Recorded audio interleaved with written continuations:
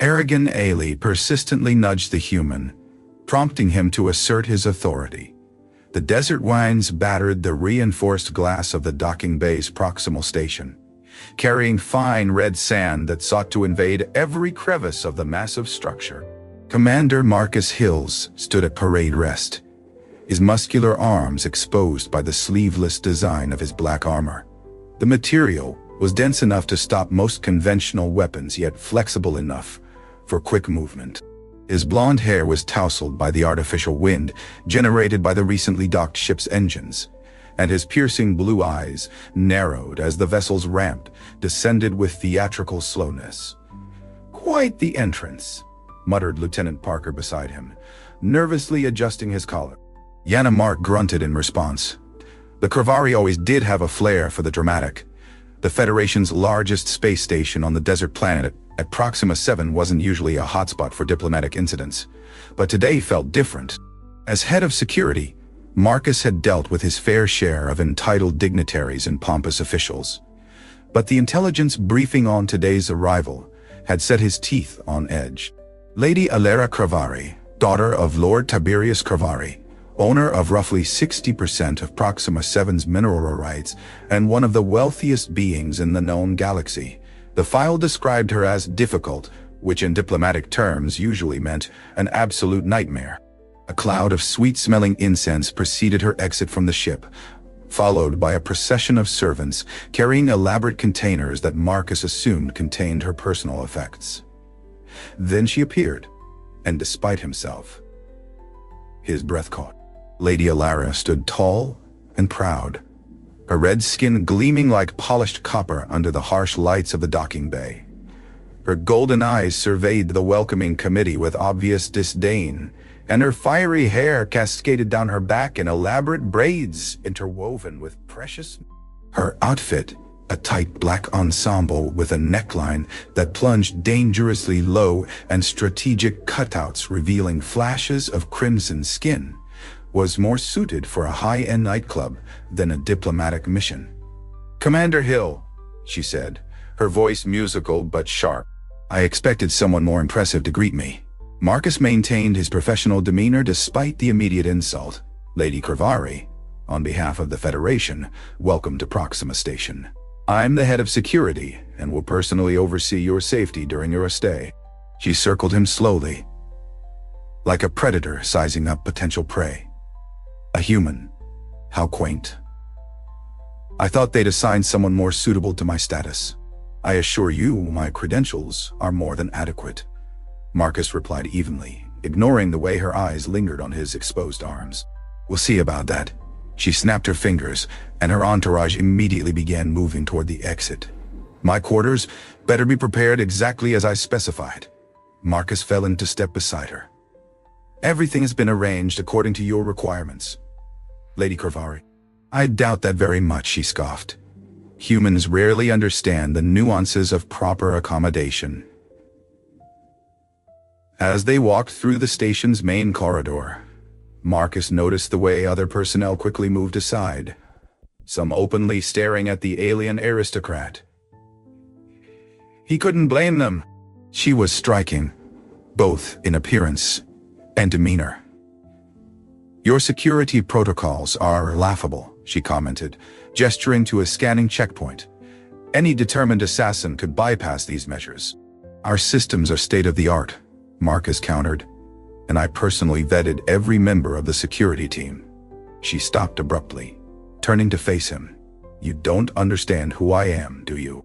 You're Lady Alara Kravari, daughter of Lord Tiberius Kravari," he recited, "here on a diplomatic mission to negotiate new mining rights." "I am the heir to the largest fortune in 3 systems," she corrected, poking him firmly in the chest with one slender finger. "My bloodline traces back to the founding of the Galactic Concordate. I could buy and sell this entire station with the equivalent of your pocket change." Marcus remained stoic, though the finger jabbing at his chest was testing his patience. "Your lineage is noted in your file, Lady Kravari." Her golden eyes flashed. "You don't even look at me with the respect I deserve." She poked him again, harder this time. Marcus exhaled slowly, counting backward from 10 in his head. "Do you think you can just ignore me?" Another poke, this time accompanied by a step closer, invading his personal space. "Look, lady, I'm not here for entertainment," he said, his voice low and controlled. "I'm here to ensure your safety and the security of the station." Her lips curled into a smirk. "Oh, so the human does have a voice." "I was beginning to wonder if you were mute." Her finger rose again, but this time she didn't aim for his chest. Instead, she brushed it lightly against his jawline, tracing the line of stubble.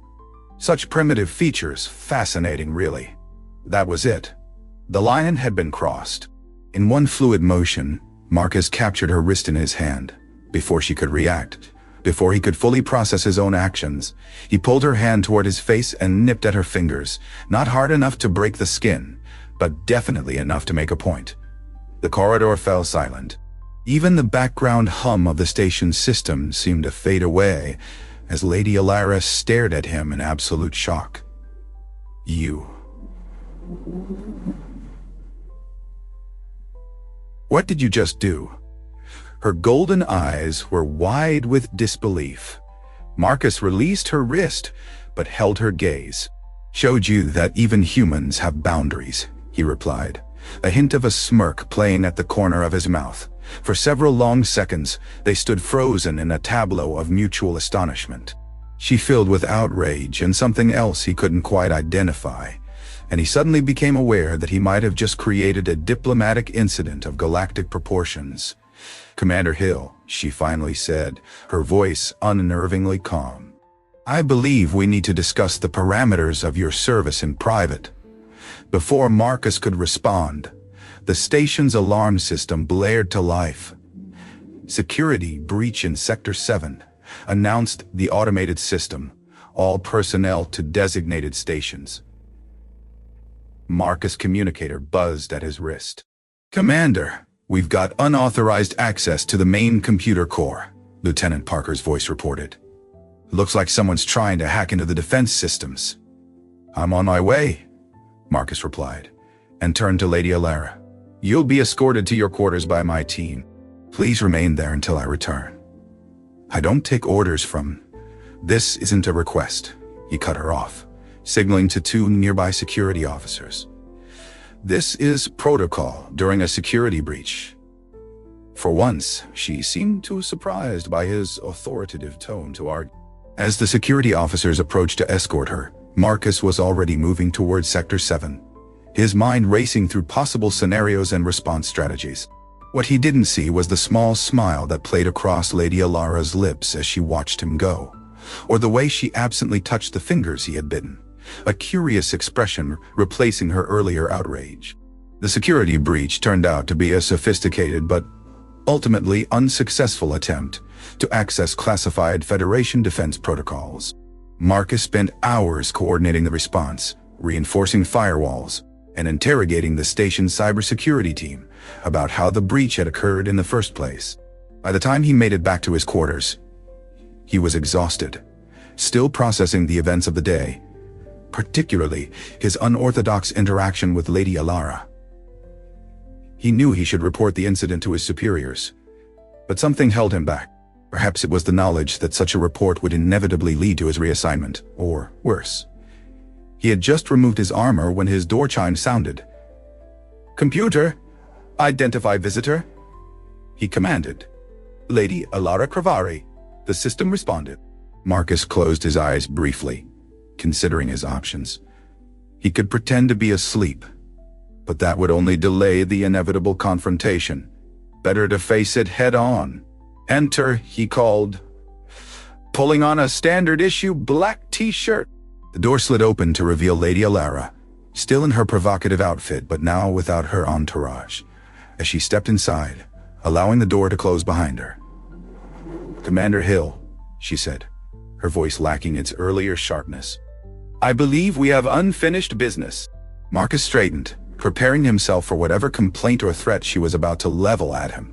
"Lady Cravari, regarding my earlier behavior, no one has ever done that to me before."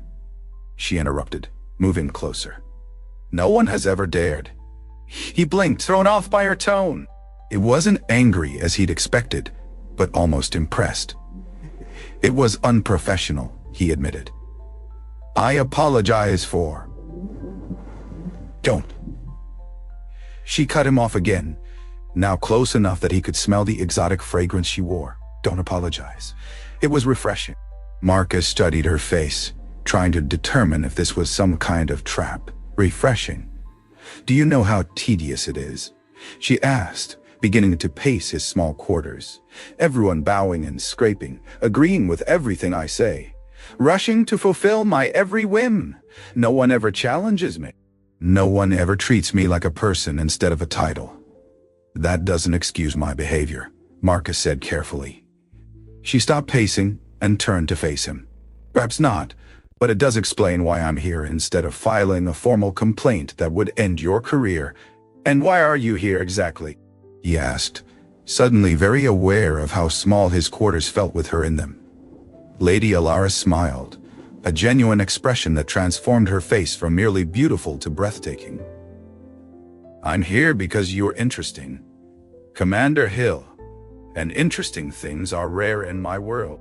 Before Marcus could respond, his communicator buzzed again. Commander, we've identified the source of the security breach, came Lieutenant Parker's voice. You're going to want to see this. Marcus glanced at Lady Alara apologetically. Duty calls. Indeed it does, she replied, moving toward the door. But our conversation isn't over, Commander. I'll make sure of that. As she left, Marcus couldn't shake the feeling that his life had just become significantly more complicated and potentially more dangerous than any security breach could ever be. The command center of Proxima Station hummed with activity as Marcus stared at the holographic display. His jaw clenched tight. The security breach had been more sophisticated than initially thought. A multi-layered infiltration designed to bypass even the most advanced Federation protocols. Play it again, he ordered, and Lieutenant Parker nodded, rewinding the surveillance footage. The hologram flickered, showing a shadowy figure moving through the maintenance corridors near Lady Alara's assigned quarters. The intruder's face remained obscured, but their movements were precise, practiced, professional. Facial recognition came up empty, Parker reported, but the height and build analysis suggests Mercadian origins. Mercadian? Marcus frowned. They're not exactly known for their subtlety. This is too sophisticated for their usual smash-and-grab operations, unless they're working for someone else, suggested Security Officer Chambers from her console. Someone with resources. Marcus nodded slowly. Someone who can afford to hire the best. He straightened, his decision made. Pull all the data on known Mercadian operatives in this sector, and get me everything we have on Lady Krivari's enemies. Rivals, political opponents, jilted lovers, the works, sir. Parker hesitated. That could be a rather extensive list. Then you'd better get started, Marcus replied, already heading for the door. I need to inform our guest that she's apparently the target. Lady Alara's quarters occupied an entire section of the diplomatic wing, a space typically reserved for planetary governors or Federation ambassadors. The opulence was evident even from the corridor, with the scent of exotic incense wafting through the air and the soft sound of unfamiliar music playing within. Marcus pressed the entry chime, steeling himself for another confrontation. When the door slid open, he was surprised to find Lady Alara alone, without her usual entourage of servants. Commander Hill, she greeted him, her golden eyes lighting up with interest. Twice in one day. I'm beginning to think you enjoy my company. She had changed from her earlier provocative outfit into something that should have been more modest, a flowing robe of shimmering material that caught the light with every movement, but somehow managed to be equally alluring. The fabric clung to her form in ways that defied the laws of physics, and the deep crimson color matched her skin tone perfectly. This isn't a social call, Lady Krivari.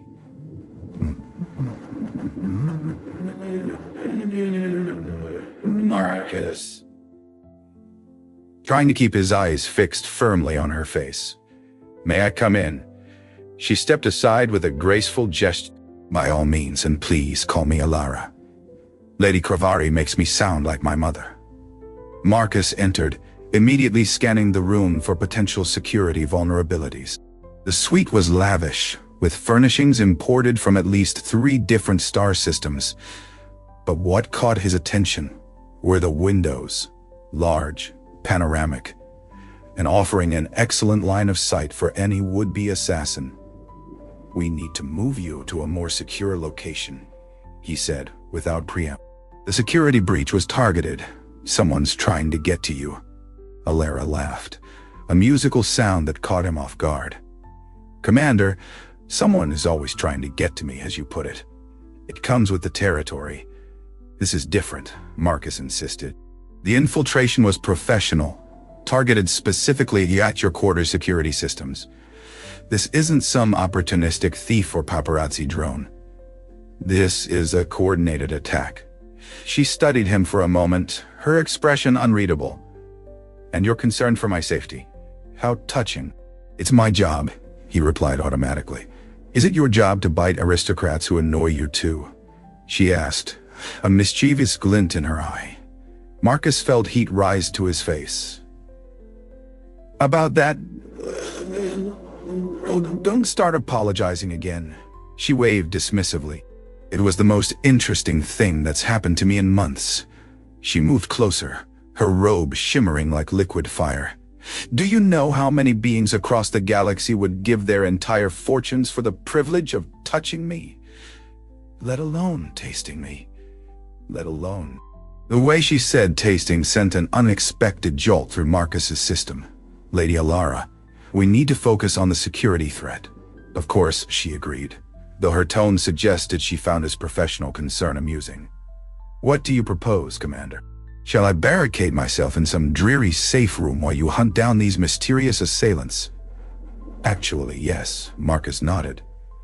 "We have secure quarters in the central hub, away from external walls, with dedicated security systems independent from the main grid."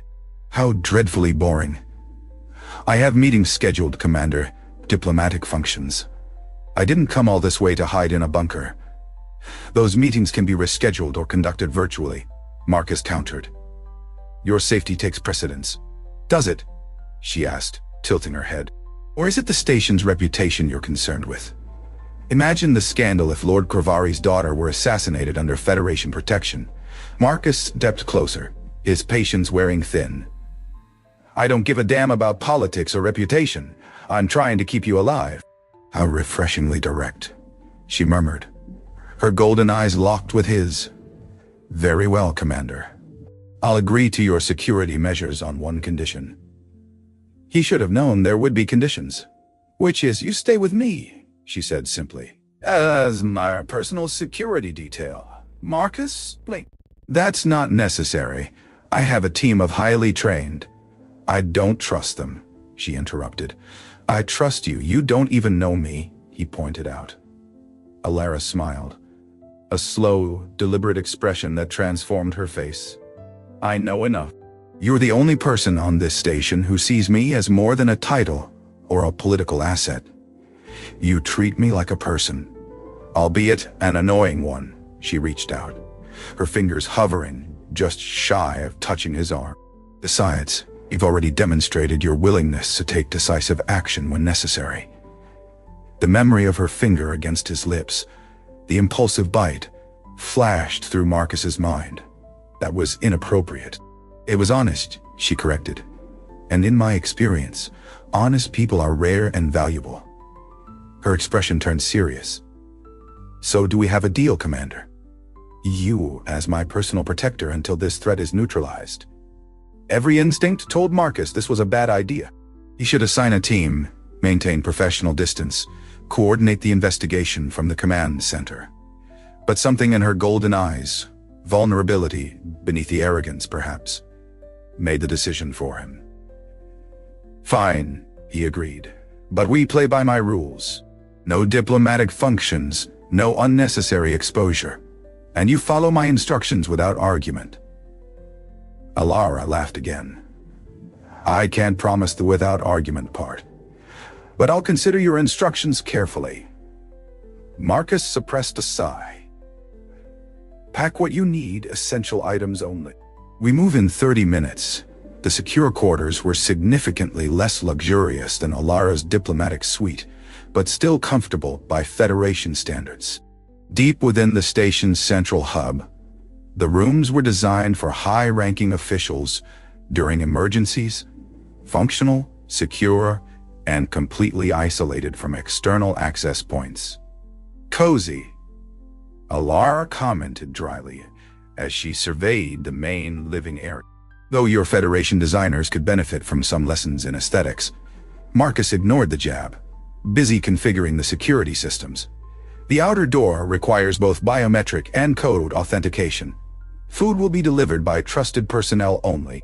Communications are limited to secure channels, which I'll monitor personally. So I'm effectively your prisoner, she observed, running a finger along the edge of a utilitarian desk. You're under protection, he corrected. There's a difference, is there? She moved to stand behind him, close enough that he could feel the warmth radiating from her body. Both scenarios involve being confined to a small space under your watchful eye. Marcus turned to face her, finding himself unexpectedly close. Her golden eyes were even more striking up close, flecked with amber highlights that seemed to shift and dance in the light. The difference, he said carefully, is intent. I'm not keeping you here to control you. I'm keeping you here to protect you. And if I want to leave, she challenged. Then I'll do everything in my power to convince you otherwise, he replied honestly. But ultimately, you're not my prisoner. You're my responsibility. Something flickered across her face. Surprise, perhaps, at his candor. You're a curious human, Commander Hill. Marcus, he found himself saying, if I'm calling you Alara, you might as well use my first name, Marcus, she repeated, as if testing how it felt on her tongue. Strong, ancient name. It suits you. The compliment caught him off guard, and he busied himself with the security console again. I need to check in with my team. See if they've made any progress identifying our intruder. Of course, she said, stepping back and giving him space. Do what you must. Marcus activated his communicator. Hill to command center. Parker here, sir, came the immediate response. We've been analyzing the infiltration pattern. It's unusual. Unusual how? Marcus asked, his attention sharpening. The intruder bypassed 3 layers of security, but didn't actually access any sensitive systems. It's like they were testing our defenses, mapping out vulnerabilities without exploiting them. Reconnaissance, Marcus muttered. They're planning something bigger. That's our assessment as well, sir. We've identified similar patterns at 2 other Federation outposts in the past month, both prior to diplomatic visits by high-value targets. Any casualties at those outposts? Marcus asked, aware of Alara listening intent. None, sir. In both cases, the targets left before any direct action was taken. But we've received intelligence suggesting the same operatives may be involved in the disappearance of a Centaurian ambassador last quarter. Marcus's jaw tightened. Keep digging. I want names, affiliations, known associates, anything that might help us identify who's behind this, and double the security on all access points to the central hub. Already done, sir. Parker out. As the communication ended, Marcus turned to find Alara watching him with an unreadable expression. It seems I brought trouble to your doorstep, Commander, she said. Her usual haughty tone subdued. The trouble would have found its way here with or without you, he replied. At least now we're aware of it. Alara moved to the room's small viewport, gazing out at the limited view of the station's interior. You know, in my culture there's a saying, danger makes strange bedfellows. Marcus raised an eyebrow. I think humans have a similar expression. Do they? She turned to face him, a smile playing at the corners of her mouth. How fascinating. Perhaps our species aren't so different after all. In some ways, he acknowledged, suddenly aware of how the station's lighting caught the fiery highlights in her hair, and in others, she prompted, taking a step toward him. Marcus found himself mirroring her movement, closing the distance between them slightly. In others, we're worlds apart. Worlds can be bridged, she murmured, her golden eyes holding his. Distances crossed. The air between them seemed to thicken, charged with something neither of them had fully acknowledged. Marcus was acutely conscious of her alien beauty, the rich crimson of her skin, the impossible gold of her eyes, the way her hair seemed alive with its own inner fire. "Alara," he began, not entirely sure what he intended to say. The moment was shattered by the sudden blare of alarms. Red emergency lights bathed the room, casting strange shadows across Alara's features. "Security breach in Central Hub," announced the station's automated system. "All personnel to emergency stations. This is not a drill." Marcus's communicator buzzed frantically. Commander Parker's voice was tight with urgency. "They're inside the station. Multiple hostiles. Heavily armed. Heading straight for the secure quarters." "Lock it down," Marcus ordered, already moving to the weapons locker embedded in the wall. "Full containment protocols. No one gets in or out without my direct authorization." "Sir, they've already bypassed the first security checkpoint. They're using Federation override codes." Marcus cursed under his breath as he punched in the code to the weapons locker. Inside job. Should have seen it coming. He pulled out a standard-issue pulse rifle and a sidearm, checking both quickly. Alara watched him, her earlier playfulness replaced by a calm focus that surprised him. "How many?" "At least 6, according to the security feeds," he replied, offering her the sidearm. "You know how to use one of these." She took the weapon with practiced ease, checking the charge and safety in a fluid motion that Spot wasn't always a pampered aristocrat. "Marcus." He raised an eyebrow but didn't have time to question her further. "Stay behind me. If I fall, there's an emergency escape hatch in the bedroom. It leads to maintenance tunnels that can take you to the evacuation pods." "I'm not leaving you behind," she said firmly. "This isn't a debate," Marcus replied, moving to position himself near the door. "Your survival is the priority." "And who decided that?" she challenged, taking a position on the opposite side of the door, her stance professional and balanced. "I did," he said simply. "It's my job." "Your job," she repeated, a strange expression crossing her face. "Is that all this is to you?" Before Marcus could respond, the outer door's security panel beeped. Someone was attempting to override the lock. He raised his rifle, sighting down the barrel at the entrance. "We'll discuss job descriptions later," he said quietly. "Assuming we survive the next few minutes?" "Oh, we'll survive," Alara replied, and there was something in her tone, a certainty, a power that made him glance at her. Her golden eyes seemed to glow in the red emergency lighting, and her expression held none of the fear he might have expected. Instead, she looked excited.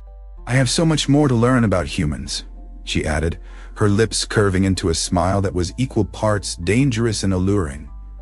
"Particularly this one human who had the audacity to bite me." The security panel flashed green, and the door began to slide open. The first attacker through the door went down before they fully entered the room, Marcus's pulse rifle finding its mark with practiced precision. The second managed to get off a wild shot that scorched the wall near Alara's head before she calmly put 2 energy bolts through their chest. "Not bad," Marcus commented, genuinely impressed by her marksmanship. "I told you," she replied, already adjusting her aim toward the doorway. Not always pampered. The attackers fell back, regrouping in the corridor outside. Marcus used a momentary reprieve to activate his communicator. "Hill to security team. We need backup at secure quarters. Level 4, Section C. Multiple hostiles, armed and dangerous." Silence answered him. "They're jamming communications," he realized grimly. "We're on our own." Alara nodded. Herrera nodded, her expression focused. "How long before someone notices the communications blackout?" Standard protocol is 15 minutes before systems automatically flag it, Marcus replied. But with the alarms already triggered, response teams should be mobilizing throughout the station. So we just need to hold out, she concluded. Easier said than done, Marcus muttered, eyeing the doorway. The attackers were being cautious now, aware they'd lost the element of surprise. They'll try something else, probably.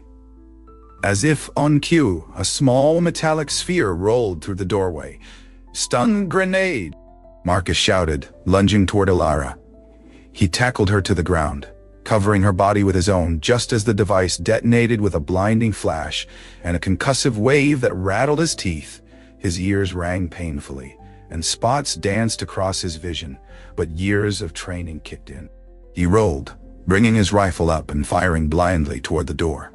The weapon's recoil was a distant sensation against his shoulder, his body operating on instinct and muscle memory. Through the haze, he saw shadowy figures entering the room. 2 went down under his suppressive fire, but a third got through, heading straight for Alara, who was still disoriented on the floor. Marcus abandoned his rifle, drawing a combat knife from his boot and launching himself at the attacker. They collided with bone-jarring force, tumbling across the floor in a tangle of limbs. The attacker, a Mercadian, just as they'd suspected, was strong, with the dense musculature characteristic of their species. They grappled, each seeking leverage, each trying to bring their weapon to bear. Mercadian's breath was hot against Marcus's face, their 4 eyes blinking in their species' distinctive pattern of aggression.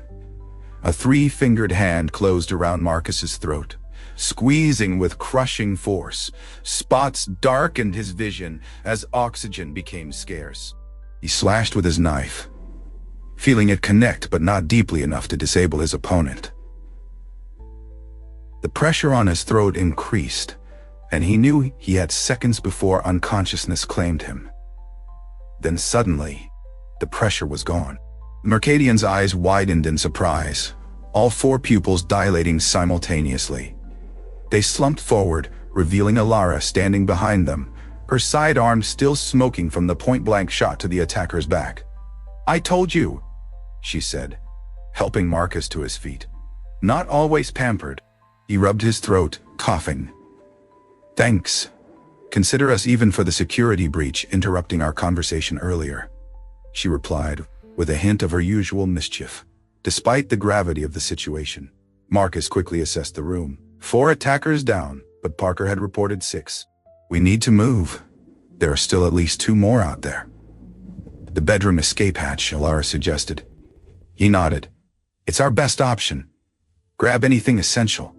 We won't be coming back here." As Alara quickly gathered a few items, Marcus retrieved his rifle and checked the corridor. Clear for the moment, but that wouldn't last. He could hear distant sounds of combat elsewhere in the station. The attack wasn't limited to their location. "Ready," Alara announced, now wearing a fitted jacket over her flowing robe, the sidearm holstered at her hip.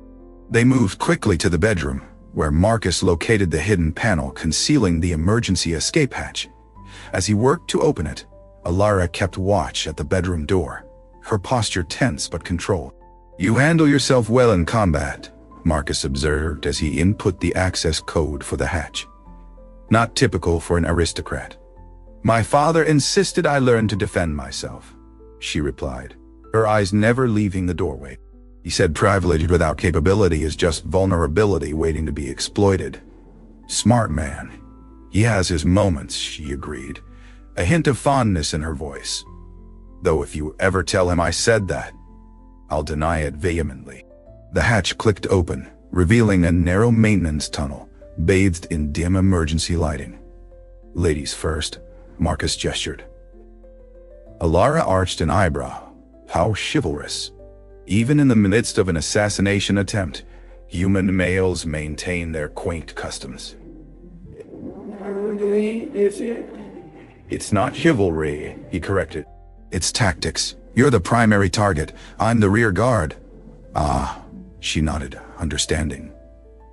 "Protecting the asset. Very professional of you, Commander." Before he could respond, she leaned in swiftly and pressed her lips to his cheek. A brief, warm contact that left him momentarily stunned. "For luck," she explained with a small smile, and then slipped into the tunnel without waiting for his reaction. Marcus touched his cheek briefly, feeling the lingering warmth where her lips had been. Then, hearing movement from the outer room, he quickly followed her into the tunnel, sealing the hatch behind them. The maintenance tunnel was cramped, forcing them to move in a crouch. The emergency lighting cast everything in a reddish glow that made Alara's skin seem to blend with the shadows. Only her golden eyes and fiery hair, standing out clearly. "Where does this lead?" she whispered as they moved. "Auxiliary Control Center," Marcus replied quietly. "From there, we can access secure communications and coordinate with security teams." They moved in silence for several minutes, the only sounds their breathing and the distant rumble of the station systems. Marcus was acutely aware of Alara ahead of him. The graceful way she moved, despite the confined space. The subtle scent of her exotic perfume lingering in the air. "Stop," he suddenly hissed, catching her arm. "Listen." They froze, straining to hear. A faint metallic scraping echoed through the tunnel. Someone else was in the maintenance system, moving parallel to them. "They're in the adjacent tunnel," Marcus whispered, moving in the same direction. "They must have anticipated our escape route," Alara murmured back. "We need to change course," Marcus decided. "There's a junction ahead. We can divert to the lower levels, lose them in the cargo processing section." They continued forward more cautiously now. When they reached the junction, Marcus quickly input an override code to access the vertical shaft that would take them down 3 levels. "Long climb down," he warned, and not exactly designed for comfort. Alara peered down the shaft, which was little more than a series of maintenance runs set into the wall, disappearing into darkness below.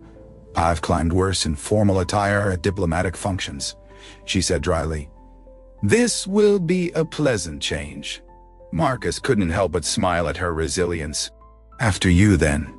She began the descent with surprising agility, her movements sure and confident. Marcus followed, keeping a watchful eye both above and below as they made their way down the shaft. Halfway down, a noise from above caught his attention. A hatch opening, voices. Their pursuers had found their trail. "Move faster," he urged quietly. "They're behind us." Alara increased her pace without question, and soon they reached the bottom of the shaft. Marcus quickly helped her onto the ledge of the lower tunnel, then followed, securing the access hatch behind them. "I won't hold them long," he said grimly. "Then we'd better not be here when they arrive," Alara replied, already moving down the new tunnel. This passage was wider, designed for maintenance drones rather than human access. They could almost stand upright, which allowed them to move more quickly. The cargo processing section loomed ahead, a cavernous space filled with automated sorting systems and storage containers. "Perfect for losing pursuers," Marcus commented as they emerged onto a maintenance walkway overlooking the cargo floor. "But also perfect for an ambush." "Stay close." They descended to the main floor, weaving between towering stacks of cargo containers. The irregular patterns of the sorting machinery provided cover, but also created a labyrinthine environment where threats could hide easily. Marcus led them through the maze with purpose, heading for a security station on the far side, where they could potentially re-establish communications.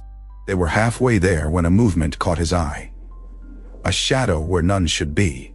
He reacted instantly, pushing Alara behind a container just as energy fire erupted from their left flank. The shots impacted where they had been standing moments before, leaving scorched marks on the metal flooring. 2 o'clock. Behind the yellow container.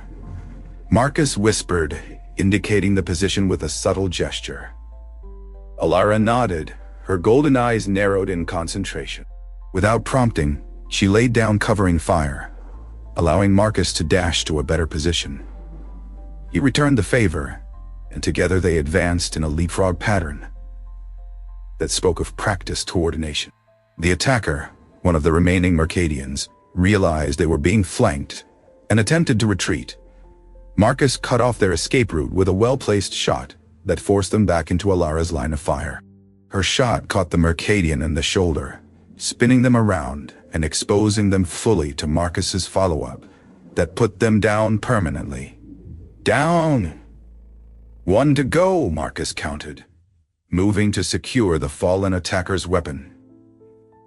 Make that 6, came Alara's voice, followed by the distinctive sound of her sidearm discharging. Marcus spun to see the final attacker collapsing, having attempted to sneak up behind him while he was focused on the other threat. Alara stood with her weapon still raised, her expression coldly satisfied. "You're full of surprises," Marcus said, genuinely impressed. "I told you I wasn't always pampered," she finished for him, a smile tugging at his lips despite the situation. "So I'm gathering." For a moment, they simply looked at each other, the adrenaline of combat creating a strange, charged connection between them. Then Alara lowered her weapon, her posture relaxing slightly. "We should keep moving," she said. "There could be more." Marcus nodded, leading them toward the security station with renewed urgency. When they reached it, he quickly accessed the communication system, relieved to find it operational. Hill to command center, he transmitted. "Status report, Commander." Parker's voice came through, heavy with relief. "We've been trying to reach you. The station is secure. Repeat, the station is secure. All hostiles have been neutralized or captured." "Casualties?" Marcus asked. "Minor injuries only, sir. The attack was focused primarily on reaching Lady Cravari. Once they realized she wasn't in her quarters, they seemed to lose coordination. We've eliminated 6 hostiles in the central hub and cargo processing," Marcus reported. "Lady Cravari is safe and with me." "Understood, sir." "Security teams are conducting a final sweep, but it appears the threat has been contained. Admiral Thorsten is requesting a full briefing as soon as you're available." "I'll report in 1 hour," Marcus replied. "I need to get Lady Cravari to medical for a checkup first." "I'm fine," Alara protested as he ended the communication. "Protocol," Marcus insisted. "After an incident like this, everyone gets checked." She looked like she might argue further, but then simply nodded. "Very well. Lead the way, Commander." The medical bay was quiet, most of the station's injured having already been treated and released. Dugdar Navarro, the chief medical officer, personally examined Alara, pronouncing her physically unharmed, but recommending rest to counteract the stress of the attack.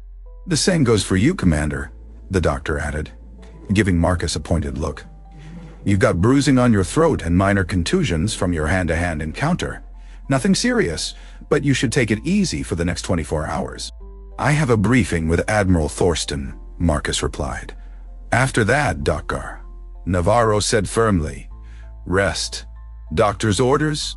Once they were cleared, Marcus escorted Alara to newly assigned quarters, a different secure suite. This one with enhanced security measures and a full complement of guards outside. "Is all this really necessary?"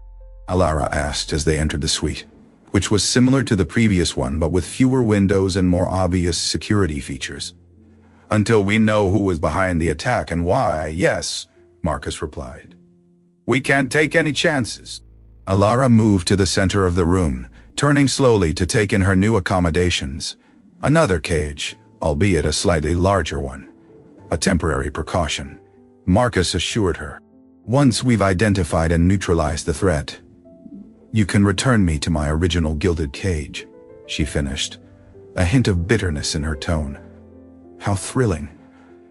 Marcus studied her, seeing beyond the sarcasm to something deeper. "You don't enjoy your position, do you? All the privilege, the power, the wealth, it's not what you want." She looked at him sharply. "What makes you say that?" "The way you fight," he said simply. "That's not something learned in self-defense classes for aristocrats.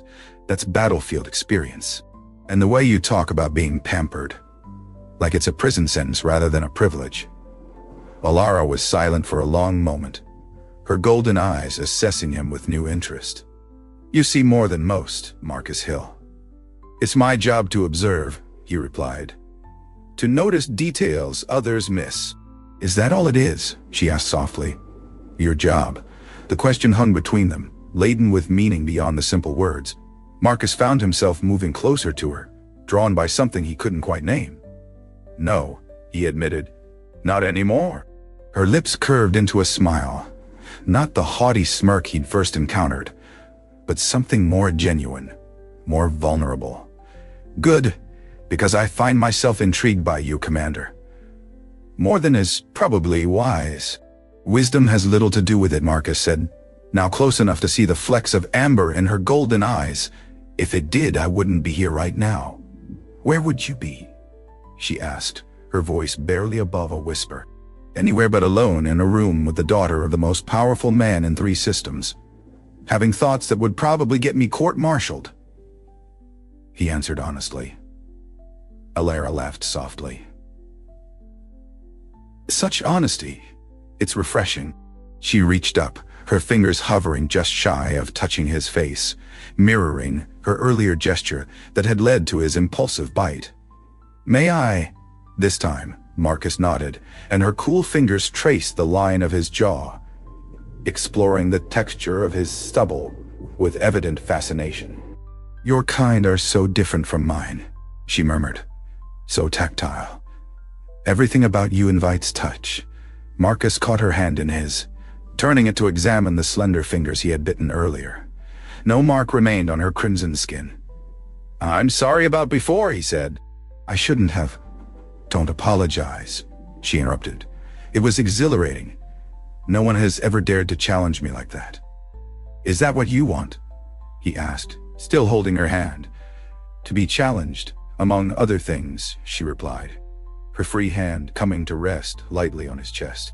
"I want to experience life beyond the constraints of my title, to know what it means to be seen for who I am, not what I represent."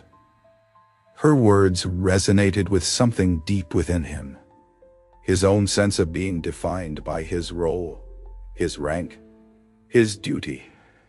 "I see you, Alara," he said quietly. "Not Lady Cravari, not a diplomatic asset. You." The space between them seemed to contract, the air charged with possibility. Alara's golden eyes held his, searching, questioning. Marcus found himself leaning forward, drawn by an attraction that defied logic or protocol. Their lips met hesitantly at first, then with growing certainty. Her mouth was warm against his, her taste exotic and intoxicating. His hands found her waist, pulling her closer as the kiss deepened, becoming something urgent and necessary.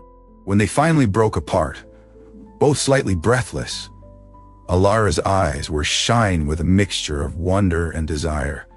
"Well," she said softly, "that was worth crossing 3 star systems for." Marcus couldn't help but laugh, the tension of the day finding release in the simple joy of holding her. "Just wait until you see what else humans are capable of," he murmured against her hair. "Is that a promise, Commander?"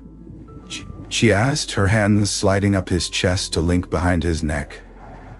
"Absolutely," he replied, capturing her lips again in a kiss that left no doubt about his intentions. The briefing with Admiral Thorsten would have to wait a little longer. The morning after their first kiss, Marcus stood before Admiral Thorsten in the station's command center, delivering his report on the assassination attempt. The Admiral, a stern, gray-haired man with more battle scars than smiles, listened with his usual stoic expression, occasionally nodding as Marcus detailed the coordinated attack.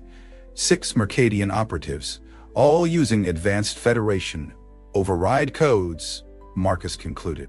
That suggests high-level infiltration. Admiral Thorsten's weathered face remained impassive, but his eyes narrowed slightly. Or high-level cooperation. These weren't random mercenaries, Commander.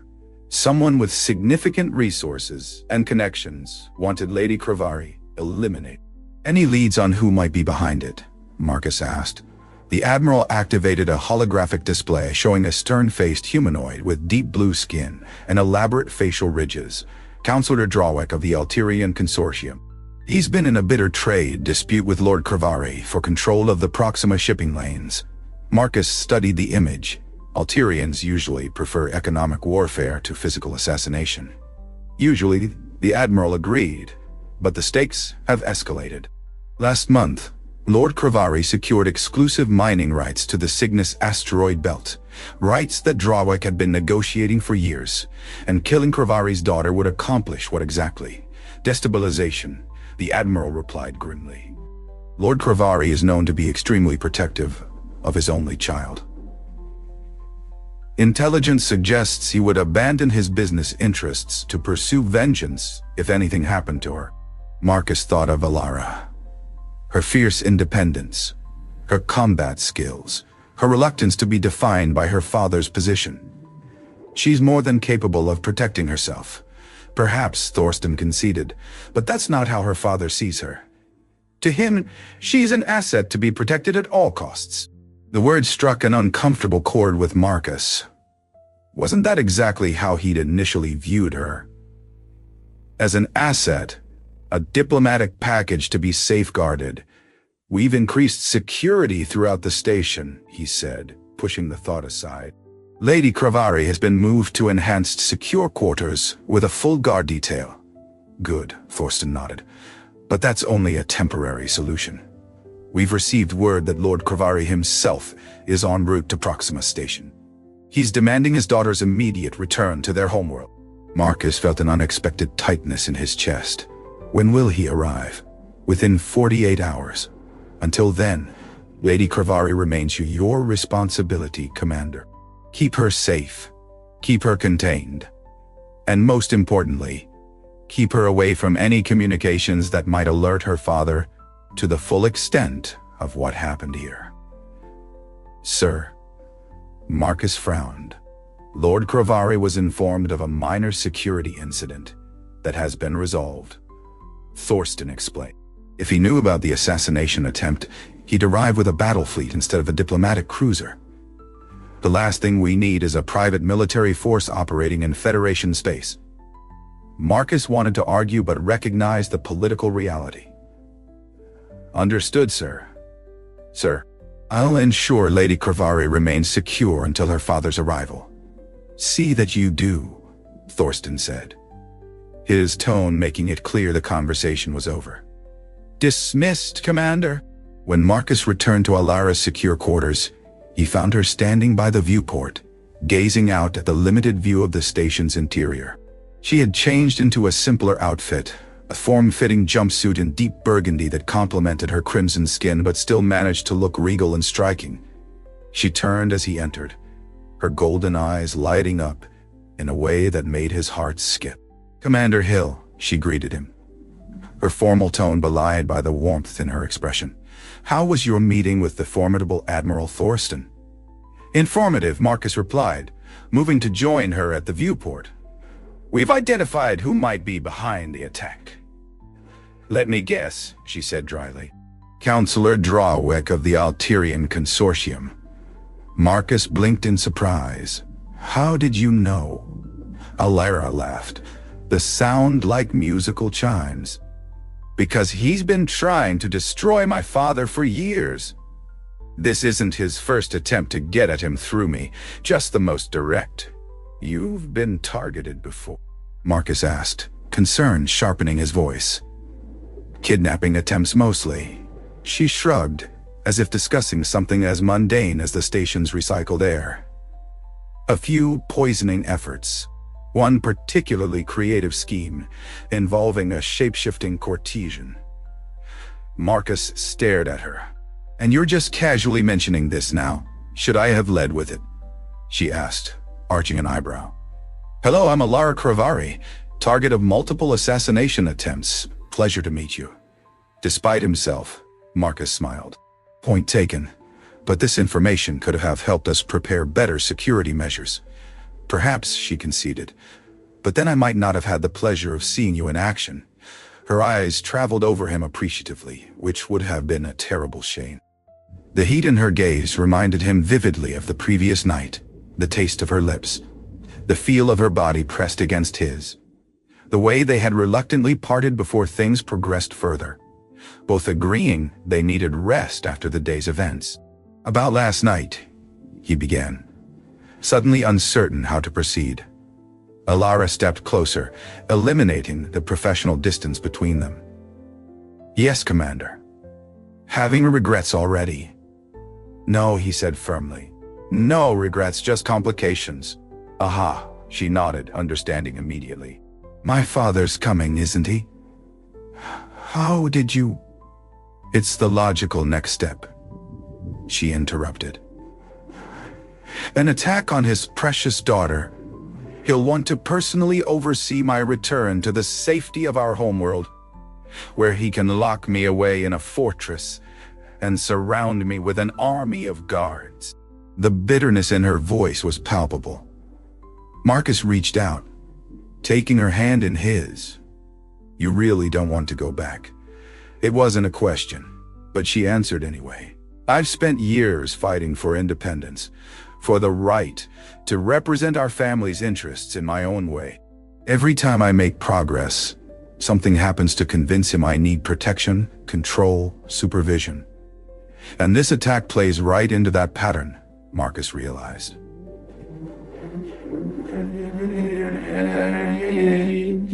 He sighed. She sighed. "Droic knows my father well.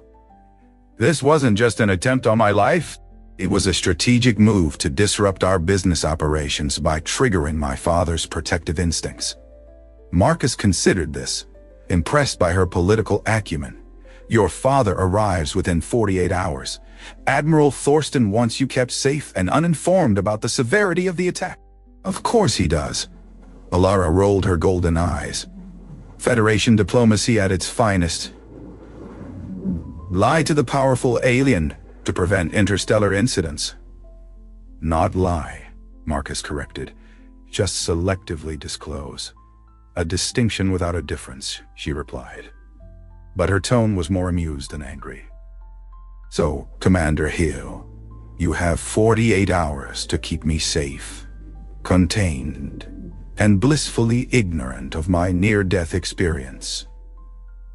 The way she emphasized "contained" sent a shiver down his spine. "Those are my orders." "Yes. And how do you plan to keep me occupied during this confinement?" she asked, stepping even closer until he could feel the warmth radiating from her body. Marcus swallowed hard, acutely aware of the security cameras monitoring the main living area. "Perhaps we should continue this discussion somewhere more private." Alara's lips curved into a knowing smile. "Lead the way, Commander." The bedroom of the secure quarters was the only area not monitored by security cameras. A small concession to privacy that Marcus was suddenly very grateful for. As the door slid shut behind them, Alara turned to face him, her golden eyes luminous in the dim light. "Alone at last," she murmured. "No admirals, no assassins, no protocols. Just us." Marcus agreed, feeling a strange mixture of nervousness and anticipation. Despite his years of military discipline, something about Alara made him feel like a rookie on his first mission. She seemed to sense his thoughts, her head tilting slightly as she studied him. "You're nervous," he observed. The fearless Commander Hill, who faced down armed assassins without flinching, nervous about being alone with me. "Not nervous," he corrected. "Cautious. There are implications to what's happening between us. Political implications. Professional implications?" she asked, moving to sit on the edge of the bed. "Or personal ones?" "All of the above," Marcus admitted, remaining standing. "I'm responsible for your safety." "Getting involved complicates that duty." Alara laughed softly. "Marcus, you bit me when we first met. I think we've moved beyond standard security protocols quite some time ago." The reminder of their unusual first encounter brought a reluctant smile to his face. "Not my most professional moment." "No," she agreed. but definitely my favorite. Do you know what that moment meant to me? Marcus shook his head, curious. It was the first time in years someone treated me like a person instead of a position, she explained, her voice softening. Not Lady Cravari, not the heir to the Cravari fortune, not a diplomatic asset to be managed, just someone who needed to be reminded of boundaries. She patted the space beside her on the bed, and after a moment's hesitation, Marcus joined her. The mattress dipped slightly under his weight, bringing them closer together. In my culture, Alara continued, physical dominance is significant. When you bit me, you were speaking a language I understood on an instinctual level. You were saying, I see you. I acknowledge your power, and I match it with my own. Marcus hadn't considered the cultural implications of his impulsive action. I just wanted you to stop poking me, he admitted. She laughed again, the sound warming something deep inside. And that honesty is equally refreshing. Humans are so wonderfully direct. Not all of us, he said. I've known plenty of humans who could give a politician lessons in evasion and double talk. Perhaps, she conceded. But you, Marcus Hill, are refreshingly straightforward. Her hand found his on the bed, her fingers intertwining with his. It's one of the many things I find attractive about you. The simple touch of her hand sent a current of awareness through him. There are many things, he asked, his voice rougher than he intended. Oh yes, she confirmed, her golden eyes holding his. Your physical form, naturally. Humans have such fascinating musculature. Her free hand moved to his arm, tracing the defiant contours beneath his uniform sleeve. Your courage, your competence in crisis, your unexpected gentleness. Gentle, he repeated, surprised by the assessment. She nodded. You could have hurt me when you bit me. You chose not to. Even in asserting dominance, you showed restraint. That's rare among those with power. Her words resonated with him, touching on his core beliefs about how authority should be wielded. Power without restraint isn't strength, he said quietly. It's just force. Exactly, Alara whispered, leaning closer. You understand the difference. So many don't. The space between them seemed charged with electricity, a tangible current drawing them together. When their lips met this time, it wasn't with the hesitant exploration of their first kiss, but with a hungry certainty that left no room for doubt or hesitation. Marcus's hands found her waist, pulling her closer as the kiss deepened. Her skin was warmer than a human's, radiating heat that seemed to burn through the fabric of her jumpsuit. Her fingers tangled in his hair, holding him to her as if afraid he might pull away. When they finally broke apart, both breathing heavily, Alara's golden eyes were dark with desire. I want you, Marcus Hill, she said simply, directly. Not because you're human or because you're forbidden or because it would scandalize my father's court. I want you because you're you. The raw honesty in her declaration stripped away his remaining reservations. I want you too, he admitted. Even though it's complicated, even though it might be temporary, even though tomorrow your father arrives and everything changes. Then let's take tonight, she suggested, her hands moving to the fastening of his uniform. Let tomorrow worry about itself. Marcus caught her hands, stilling them. Are you sure? Your people and mine. There are differences, expectations. Alar smiled, a predatory expression that sent a thrill through him. In my culture, when a woman chooses a mate, she does so decisively and without reservation. Are you questioning my choice, Commander? The challenge in her voice awakened something primal in him, a response to her assertiveness that transcended cultural differences. Not questioning, he clarified, his voice dropping to a lower register, just making sure we understand each other. I understand perfectly, she purred, freeing her hands from his grasp to resume unfastening his uniform. I choose you, Marcus Hill. Tonight, you're mine. And you're mine, he replied, surprising himself with the possessiveness in his tone. Yours. The simple exchange of words carried the weight of a ritual, an agreement that went beyond the physical. As clothing was shed and boundaries dissolved, Marcus discovered that while their species might have evolved on different worlds, some languages were universal. The language of touch, of desire, of mutual surrender. Alara's crimson skin was like silk beneath his hands, her body responding to his touch with an enthusiasm that matched his own. They explored each other with equal parts curiosity and passion, discovering differences that enhanced rather than divided, similarities that created bridges between their worlds. When they finally came together, it was with a sense of rightness that transcended the physical act. In that moment, they weren't human and alien, commander and aristocrat, protector and protected. They were simply Marcus and Alara, two beings finding connection in a vast, often cold universe. Afterward, as they lay tangled together in the dim light, Alara traced patterns on his chest with her fingertips.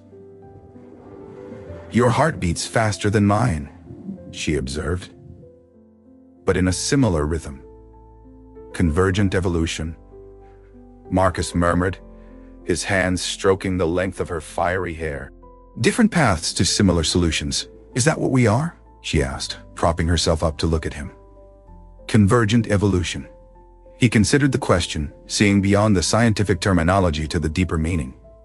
Maybe, or maybe we're proof that some things are universal, regardless of where or how we evolved.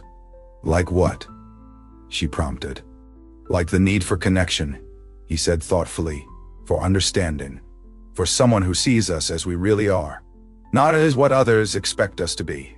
Alara's expression softened. You do see me, don't you? Not the title or the lineage or the political value. I see you, he confirmed, brushing a strand of fiery hair from her face. Brave, brilliant, occasionally infuriating Alara. She laughed, the sound vibrating against his chest. Only occasionally. Well, you haven't poked me again, he pointed out with a smile. Though I'm beginning to think you did that deliberately to provoke a reaction. Her golden eyes danced with mischief. Perhaps I simply wanted to touch you and didn't know how else to do so without compromising my dignity. Your dignity seems intact to me, Marcus said, his hand tracing the elegant curve of her spine. Does it? She asked, arching into his touch like a contented feline. I'm not sure my father would agree, considering my current position. The mention of her father brought reality crashing back. He arrives tomorrow, Marcus remembered, his contentment dimming slightly. Yes, Alara sighed. And he'll expect me to return home with him, properly chastened by this minor security incident and ready to resume my role as the obedient daughter. Is that what you want? Marcus asked, though he already knew the answer. What I want, she said, her voice taking on a harder edge, is to complete the diplomatic mission I came here to accomplish. To negotiate the new mining rights that will strengthen both our family's position and the Federation's presence in this sector.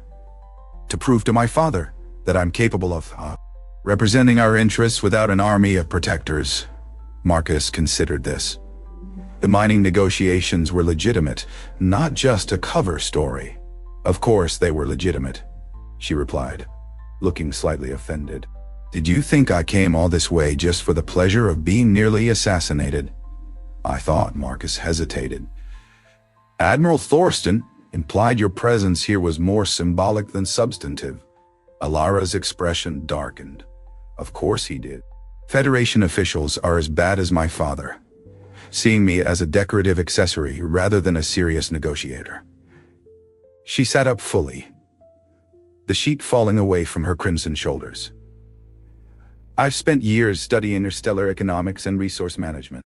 I've personally overseen 3 major trade agreements that increased our profits by 30% while maintaining sustainable extraction practices. The passion in her voice as she spoke about her work was captivating. This wasn't the spoiled aristocrat he'd initially assumed her to be, but a competent, dedicated professional frustrated by others' inability to see beyond her title and appearance. "I believe you," Marcus said simply.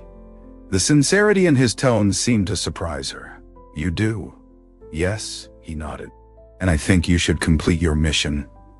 Alara's golden eyes widened.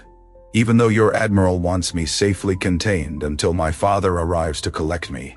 "Even though," Marcus confirmed, making a decision that could potentially end his career but felt undeniably right. "I'm supposed to protect you. In my judgment, helping you fulfill your purpose here is the best way to do that." A slow smile spread across her face, transforming it with genuine joy. "Marcus Hill, you continue to surprise me." "Good," he replied, pulling her back down beside him. "I'd hate to become predictable." She settled against him, her head finding a comfortable spot on his shoulder. "So, Commander, what's your plan for subverting your admiral's orders while technically fulfilling your duty?" "First," Marcus said, his hand resuming its gentle exploration of her back, "we rest. Tomorrow is going to be complicated." "And after we rest," she prompted. "After we rest," he continued, "we prepare for your father's arrival by giving you something concrete to show him. A completed mining rights agreement that benefits both the Kravari interests and the Federation." "Ambitious," she commented. "The negotiations were expected to take weeks." "We don't have weeks," Marcus pointed out. "But I'm betting you came prepared with proposals, counter-proposals, and contingency plans for every possible scenario." Alara laughed softly. "You really do see me, don't you?" "I'm starting to," he agreed. "And I like what I see." She pressed a kiss to his chest, right over his heart. "As do I, Commander. As do I." The following morning found them not in bed, but in the station's secure conference room, surrounded by holographic displays showing mineral surveys, extraction projections, and trade route analyses. Alara, now dressed in formal diplomatic attire that managed to be both elegant and practical, was in her element, navigating complex negotiations with the Federation's resource management team with a skill that impressed even the most skeptical officials. Marcus stood nearby, officially present as her security detail, but increasingly drawn into the substance of the discussions. His years of service had given him a solid understanding of the station's operational needs, and he found himself offering insights that bridged the gap between Alara's commercial interests and the Federation's strategic concerns. "The northern continent's deposits are richer," Alara was explaining, manipulating a 3-dimensional geological survey, but extraction there would require significant infrastructure investment. The southern fields are more accessible and could be operational within 6 months. The southern approach puts extraction operations uncomfortably close to indigenous settlements, countered Director Preston, the Federation's chief resource officer. "We've had difficulties with similar arrangements on other worlds." "A valid concern," Alara acknowledged. "But if you'll examine the proposal's 3rd section, you'll see we've incorporated a buffer zone extending 50 kilometers from any settlement with additional environmental safeguards that exceed Federation standards by 20%. Director Preston looked impressed despite himself. "That's unusual considered for a commercial operation." "The Kravari approach to resource extraction is long-term," Alara explained. "Sustainable practices and positive community relations increase profitability over time, even if they require larger initial investments." Marcus watched her work, admiring not just her intelligence and preparation, but her genuine commitment to ethical business practices. This wasn't the entitled aristocrat who had first stepped off the transport. This was a capable, principled leader who happened to have been born to privilege, but didn't use it as an excuse for exploitation. The negotiations continued through the morning, with agreements taking shape more rapidly than anyone had anticipated. By midday, they were reviewing final terms, with both sides making reasonable concessions to reach a mutually beneficial arrangement. "I believe we have an agreement," Director Preston finally announced, looking both surprised and pleased. "Lady Cravari, your reputation as a negotiator is well-deserved." "Thank you, Director," Alara replied with a diplomatic smile. "I look forward to a productive partnership between the Cravari interests and the Federation." As the meeting concluded and the Federation officials filed out, Alara turned to Marcus with a triumphant grin. "Well, Commander, was that substantive enough for your Admiral?" "More than," he admitted, returning her smile. "You are impressive." "We were impressive," she corrected. "Your input on the security protocols for the extraction sites was crucial. I wouldn't have considered the seasonal migration patterns of the northern predator species." Before Marcus could respond, his communicator buzzed. "Ill here," he answered. "Commander," came Lieutenant Parker's voice. "Lord Cravari's vessel has entered the system. Estimated arrival at Proxima Station in 2 hours." "Acknowledged," Marcus replied. "Prepare the diplomatic reception area according to protocol. I'll escort Lady Cravari there personally." As he ended the communication, he found Alara watching him with a complex expression. "He's early," she said simply. "Yes," Marcus agreed. 2 hours. She nodded, her golden eyes holding his. "Then we should prepare. I need to change into something more appropriate for greeting my father." They walked in companionable silence back to her quarters, both aware that their brief time together was drawing to a close. Once inside, Alara moved to the bedroom to change, while Marcus reviewed the security arrangements for Lord Cravari's arrival. When she emerged, Marcus's breath caught. She was dressed in a formal gown of deep emerald that contrasted dramatically with her crimson skin, adorned with intricate metalwork that seemed to flow like liquid around her neck and shoulders. Her fiery hair was arranged in an elaborate style that spoke of status and tradition. "You look," he began, struggling to find adequate words, "like Lady Alara Cravari, heir to the Cravari fortune and dutiful daughter," she finished for him, a hint of resignation in her voice. "The role I was born to play." Marcus crossed to her, taking her hands in his. "No," he said firmly. "You look like Alara, powerful, brilliant, and entirely your own person." Her expression softened. "Thank you for that.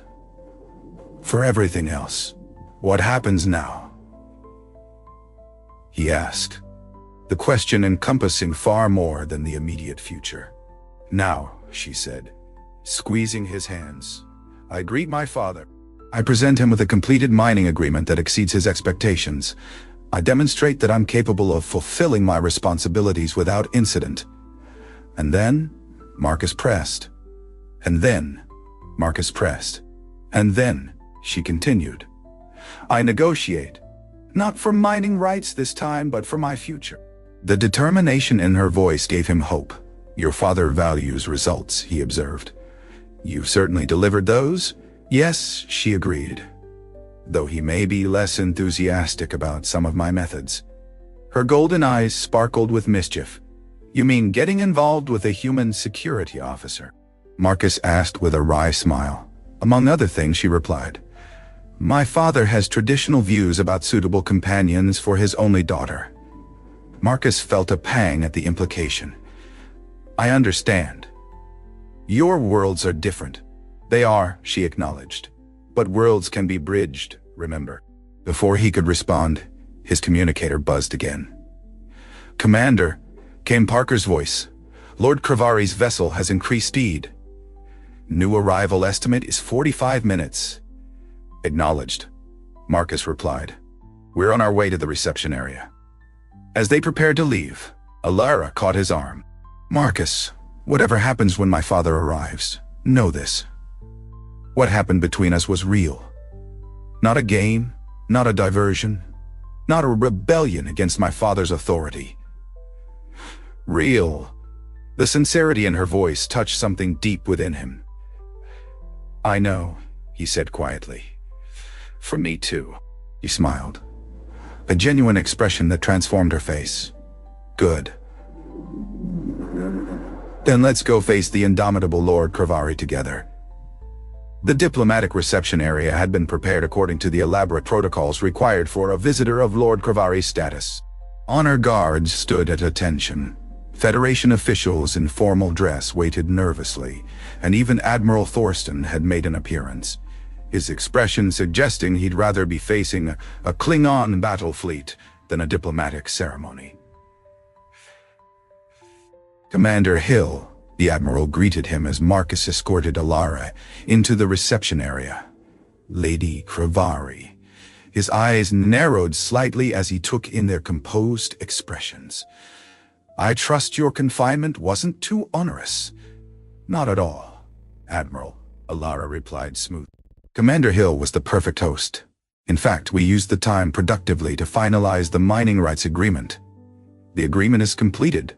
Signed and sealed this morning, Alara confirmed. Director Preston was most accommodating once we addressed the Federation's concerns about indigenous settlements and environmental impact. The Admiral looked to Marcus, who nodded confirmation. It's a solid agreement, sir, beneficial to both parties. Before Thorsten could respond, the station's announcement system activated. Attention all personnel. Diplomatic vessel Kravari's Pride has docked. Prepare for the arrival of Lord Tiberius Kravari. A hush fell over the reception area as all eyes turned to the main entrance. After a moment, the doors slid open to reveal a delegation of elaborately dressed attendants who entered in precise formation, creating an honor corridor for the figure who followed. Lord Tiberius Kravari was imposing in a way that transcended physical stature. Though tall for his species, it was the aura of absolute authority that made him seem to fill the room. His crimson skin was darker than Alara's, weathered by age and experience, and his golden eyes missed nothing as they swept the assembled Federation officials before coming to rest on his daughter. Alara, he said, his voice deep and resonant. You appear unharmed. I am well, father, she replied, stepping forward with perfect poise. The Federation has been most attentive to my safety and comfort. Lord Kravari's gaze shifted to Marcus, standing at attention nearby. And this is the security officer responsible for your protection during this incident. Commander Marcus Hill, Alara confirmed. His quick action and strategic thinking were instrumental in resolving the situation. The Kravari Patriarch studied Marcus with an intensity that seemed to pierce through to his very core. I understand there was an assassination attempt, Commander, not the minor security incident initially reported. Marcus glanced at Admiral Thorsten, whose expression had gone carefully blank, then back to Lord Kravari. Yes, sir. Sir, a coordinated attack by Mercadian operatives, likely hired by Councillor Drawick of the Alterian Consortium. I see, Lord Kravari nodded slowly, and you neutralized this threat with Lady Alara's assistance, Marcus replied honestly. She's quite proficient in combat situations. A flicker of surprise crossed Lord Kravari's face before he mastered it. Is she indeed? How unexpected. Not really, father. Alara interjected. Those combat training sessions you insisted upon throughout my youth were quite thorough. They were meant for self-defense and emergencies, her father replied. Not active participation in firefights with professional assassins. Nevertheless, they proved useful, she said with a slight smile, as did Commander Hill's willingness to treat me as a capable ally, rather than a helpless charge. Lord Kravari's eyes narrowed thoughtfully as he looked between his daughter and Marcus. Interesting. And during this alliance, you also managed to complete the mining negotiations that were expected to take weeks. We did, Alara confirmed, producing a data crystal containing the agreement. All terms have been finalized to our advantage while maintaining the ethical standards you've always insisted upon. Her father accepted the crystal, turning it in his fingers thoughtfully. You've exceeded expectations, daughter, though your methods remain unconventional. Effective nonetheless, she replied with quiet confidence. Lord Kravari's attention returned to Marcus. Commander Hill, I would speak with you privately before we depart. Marcus straightened. Of course, sir. Father, Alara began, but Lord Cravari raised a hand. Diplomatic pleasantries first, Alara. I'm sure Admiral Thorsten is eager to discuss the revised version of recent events with me. His golden eyes, so like his daughter's yet harder, colder, fixed on the Federation Admiral. Shall we, Admiral? As the official reception proceeded, Marcus found himself wondering what Lord Cravari could possibly want to discuss with him. Gratitude for protecting his daughter, suspicion about their relationship, a warning to stay away, all seemed equally possible. The formal proceedings dragged on for what felt like hours, but was likely less than one.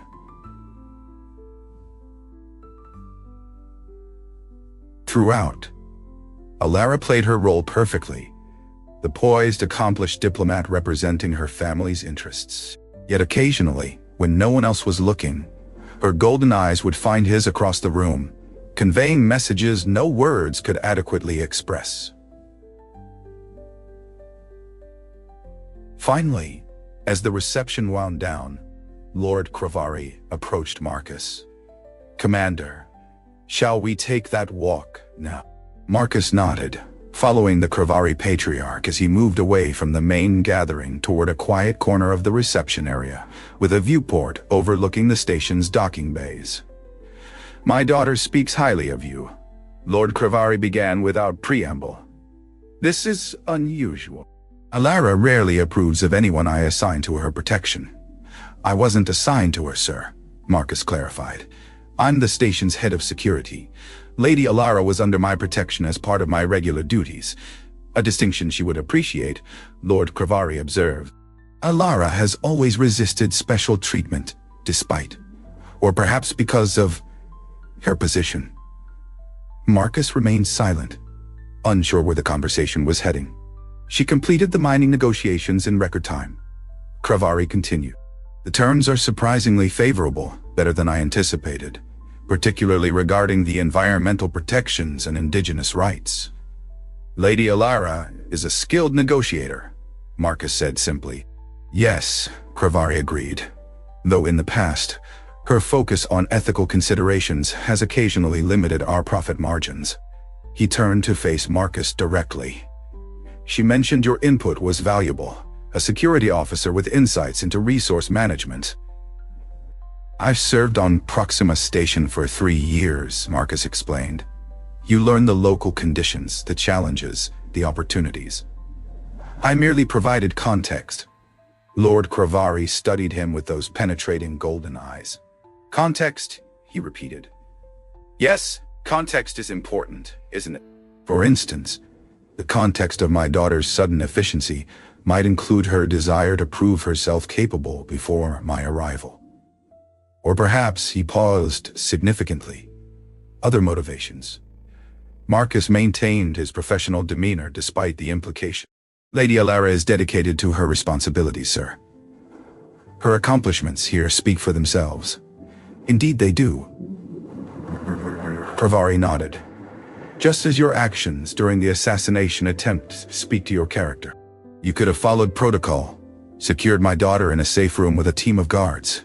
Instead, you personally accompanied her through maintenance tunnels, engaged in direct combat alongside her, and treated her as a partner rather than a package to be delivered." "It was the tactically sound decision," Marcus replied. "Lady Alara proved herself capable in combat. Utilizing her skills improved our chances of survival." "Tactically sound," Cravari repeated, a hint of amusement in his voice. "A very human assessment. Practical? Direct?" He turned to gaze out the viewport. "Do you know why I insisted Alara learn combat skills, Commander?" The question seemed rhetorical, but Marcus answered anyway. "To protect herself when necessary." "Partially," Cravari acknowledged, "but also to understand power. How to wield it, how to respect it, how to recognize it in others." He glanced at Marcus. "In our culture, true respect is earned through demonstration of capability, not granted through titles or positions." Marcus thought of Alara's reaction when he'd bitten her. Her shock, yes, but also her subsequent interest, her comment about physical dominance being significant in her culture. "I believe I understand, sir." "Do you?" Cravari asked, his tone suggesting genuine curiosity. Then perhaps you can understand why I'm not immediately ordering my daughter's return home, despite the obvious dangers here. That was unexpected. Sir, Alara has demonstrated capability beyond my expectations, Kravari explained. The mining agreement alone would justify extending her diplomatic mission. But more importantly, she has found something here that has eluded her in our home system. A challenge worthy of her abilities. Marcus remained silent, processing the implications. She intends to request an extended stay, Kravari continued, to oversee the implementation of the mining agreement, and to pursue additional diplomatic opportunities. What are your thoughts on this, Commander? The question felt like a test. I think Lady Alara should be allowed to fulfill her potential, Marcus answered honestly. She's proven herself more than capable, both in negotiations and in crisis, and the security concerns. Kravari pressed. Counselor Drawick is unlikely to abandon his efforts. Security protocols can be enhanced, Marcus replied. And Lady Alara has demonstrated she's not an easy target. Lord Kravari smiled slightly. No, she is not. Much like her mother in that regard. His expression grew more serious. There is another matter to consider, Commander. My daughter's personal interests. Here it was, the conversation Marcus had been dreading. Sir, I'm not blind, Commander Hill, Kravari said bluntly. Nor am I ignorant of the way my daughter looks at you or you at her. Such attachments are not unprecedented between our species, though they are uncommon, particularly among families of our standing. Marcus straightened, preparing for the worst. I respect Lady Alara greatly, sir. Respect, Kravari nodded. But insufficient for what you're both considering, I think. Before Marcus could respond, Lord Kravari continued. In our culture, Commander, when a potential mate demonstrates both strength and restraint, the ability to assert